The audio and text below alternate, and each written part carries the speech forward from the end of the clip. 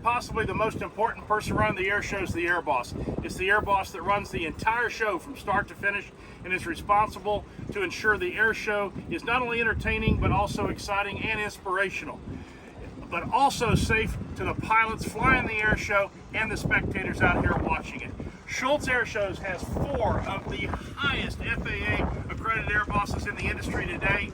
Let's go behind the scenes and see how a Schultz Airshows Airboss works an air show.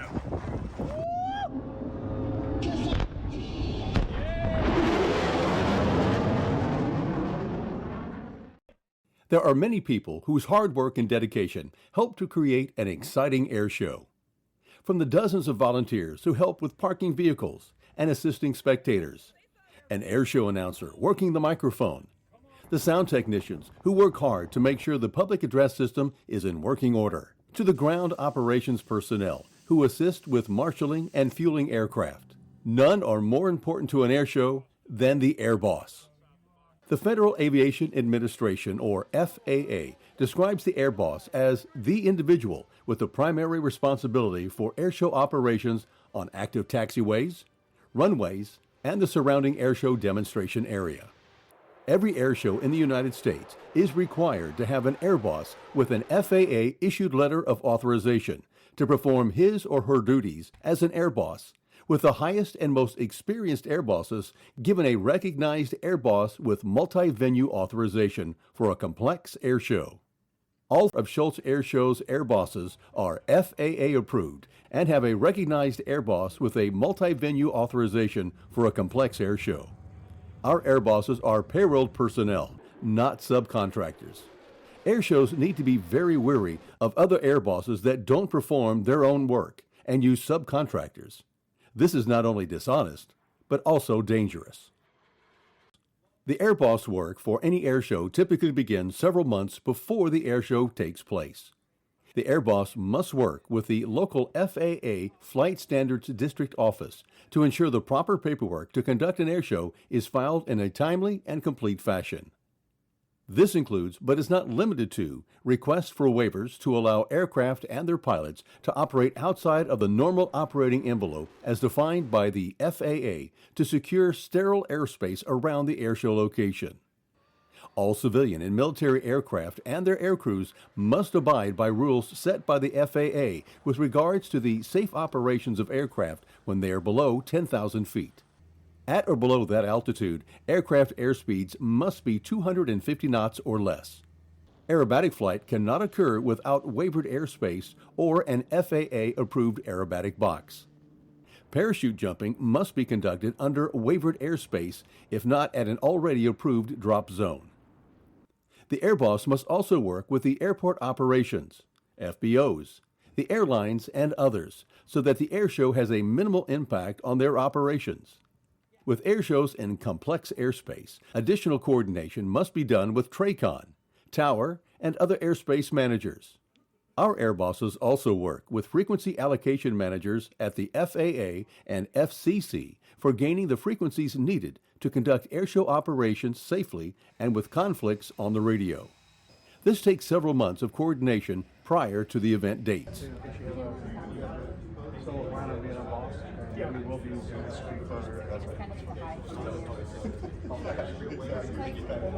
The airspace in which the airshow takes place must be closed to all pilots and aircraft except those participating in the airshow. To do this, the air boss applies for a temporary flight restriction, or TFR, to safely conduct an airshow. This TFR, in a physical sense, is a large cylinder of sterilized airspace around the airshow location. The size of the cylinder can be anywhere from a 3 to 5 nautical mile radius from the airshow center point, up to as high as 15,000 feet above the ground.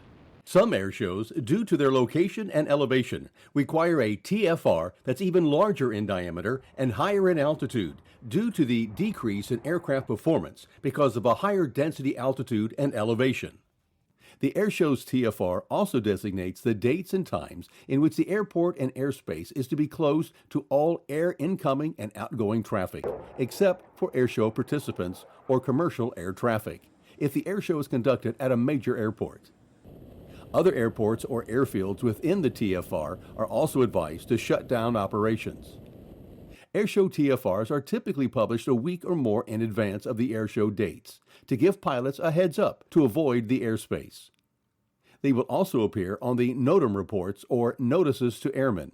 It is commonly stated that while a TFR is active, the airport or airfield is closed and the airboss owns the airspace. Without a TFR, it would be unsafe to conduct airshow operations. For air shows, you typically have to secure a certificate of waiver from the FAA. What the waiver does is it authorizes certain aircraft operations to deviate from regulations under conditions that ensure an equivalent level of safety. A common FAR or Federal Aviation regulation that will be waived at almost every air show is one that allows performers to zero out their altimeters. That way everybody knows that we're all playing on the same sheet of music and the ground really is at zero. Once airshow weekend approaches, the airboss is one of many individuals who arrives before the airshow participants. Airshows that feature the United States Air Force's Thunderbirds, the United States Navy's Blue Angels, the Royal Canadian Air Force's Snowbirds, and any of the single-ship tactical demonstration teams have very specific requirements set out in their support manuals that the airboss must be on site when the team conducts their survey flights. These survey flights are conducted under an active TFR filed by the airboss and airshow, and require the airboss to observe the teams, typically as an added pair of eyes for added safety. For an airshow taking place over a Saturday and Sunday and featuring one of these three major jet teams, this means the airboss must be on site no later than Thursday morning, since many of the airshow participants start arriving on that day. On Friday morning, the airboss holds the first of several mandatory pilot briefings. These pilot briefings are critical to the safety of every performer, volunteer, and patron at the airshow. Held behind closed doors and without members of the public or media in attendance, the airboss conducts a briefing that includes the day's airshow schedule, the weather forecast, the TFR times, airborne procedures including rules and radio frequencies, the layout of the show site including the aerobatic box and holding locations, all emergency procedures, and any items that will help mitigate risk and make the airshow safe. The briefings are attended by all airshow pilots or team representatives, the airshow announcer, at least one member of our ground operations team, pyrotechnicians, first responders, representatives from the FAA, the airshow director, and any other essential personnel. Airshows held over water or at other off-field locations require representatives from marine operations, such as dive crews and Coast Guard personnel, to attend the safety briefing. These briefings also take place on Saturday and Sunday, and in addition to going over each day's activities, the Schultz Airshows Airboss also takes the time to go over what went right and what needed improvement over the previous day. We take the time to present the briefings in a very understandable way, with knee boards, performer briefing cards, and diagrams, and other visuals that are necessary for the safe conduct of airshow operations. Many other airbosses don't even take the time to detail the operations visually via handouts and a computerized presentation daily. Schultz Airshows Airbosses do. That is one of the main reasons why FAA FSDO office inspectors and managers consider airbosses from Schultz Airshows to be at the top of the pyramid. Safety is at the utmost priority, and any airshow pilot or participant who does not attend the pilot briefing does not fly in the airshow. You've never performed it before, do not try it here today. You're up on top of a mountain, a lot of valleys beneath you.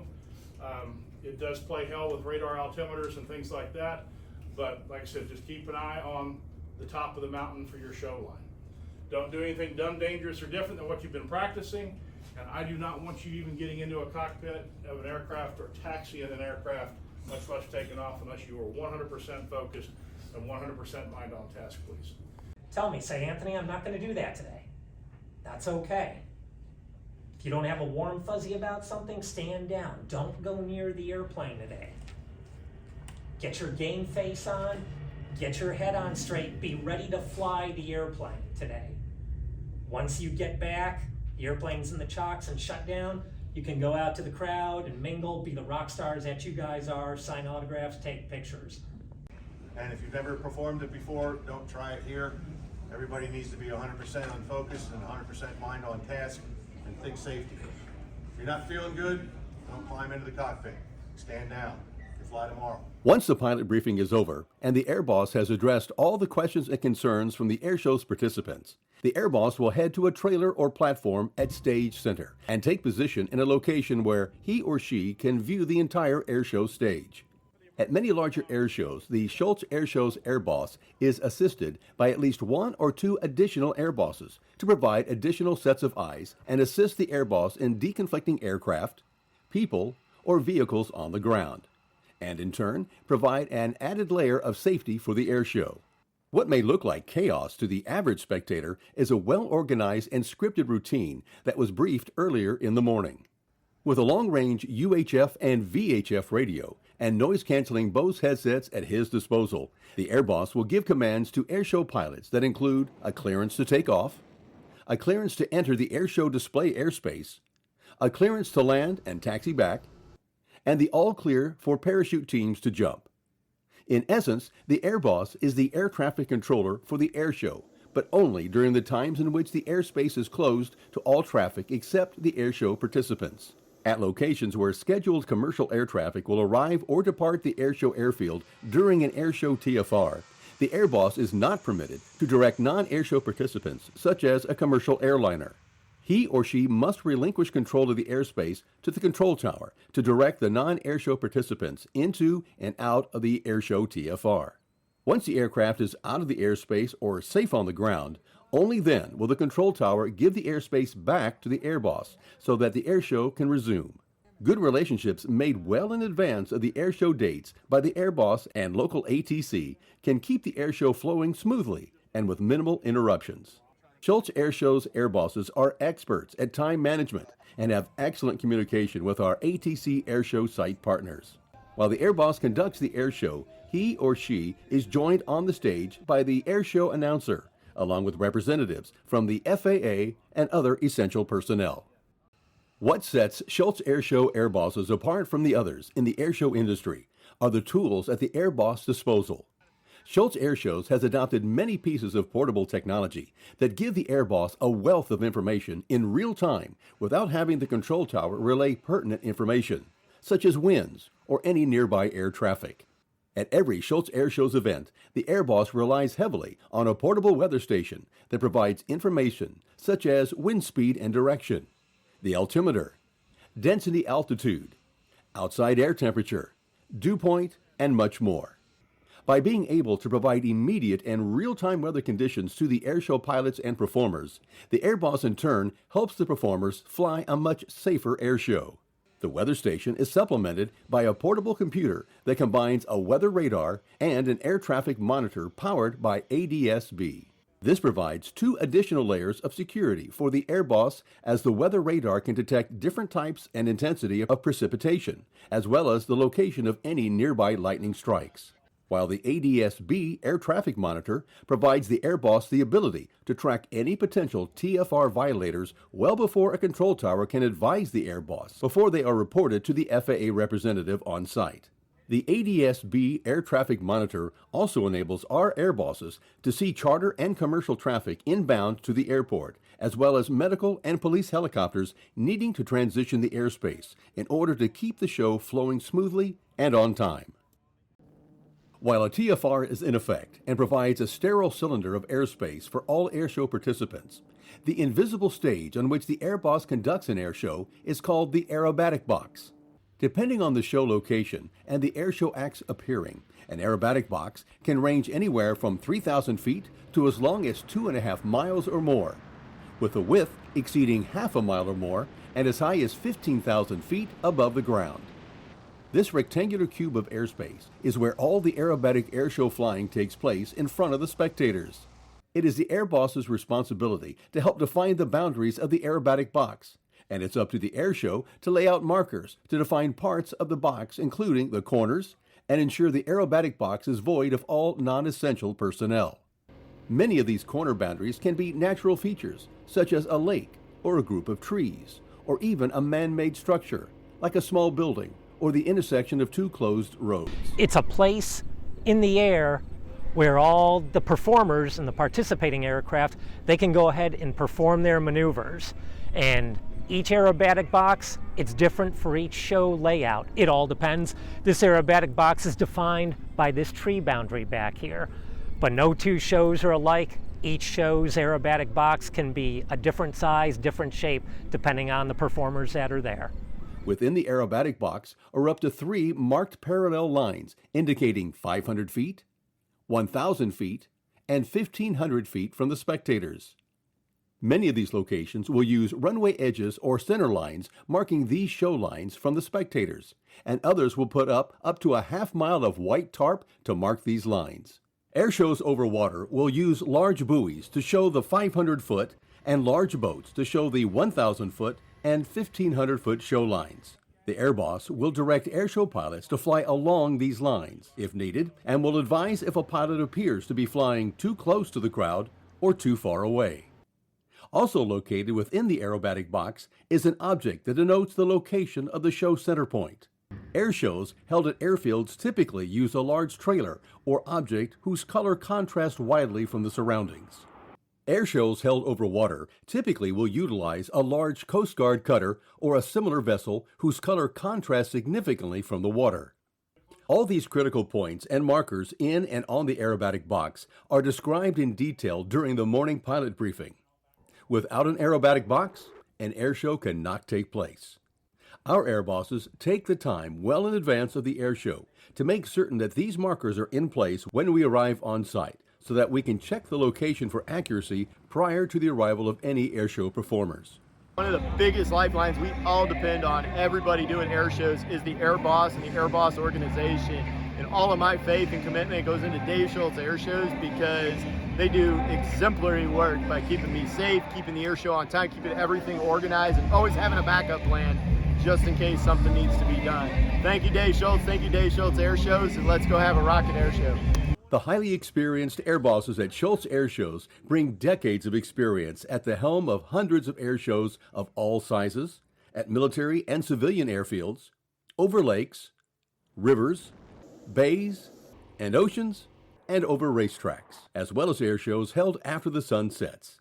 Safety is at the forefront of any air show, and the airbosses that make up Schultz Airshows make sure every single detail is covered before any aircraft takes to the skies to entertain the crowd.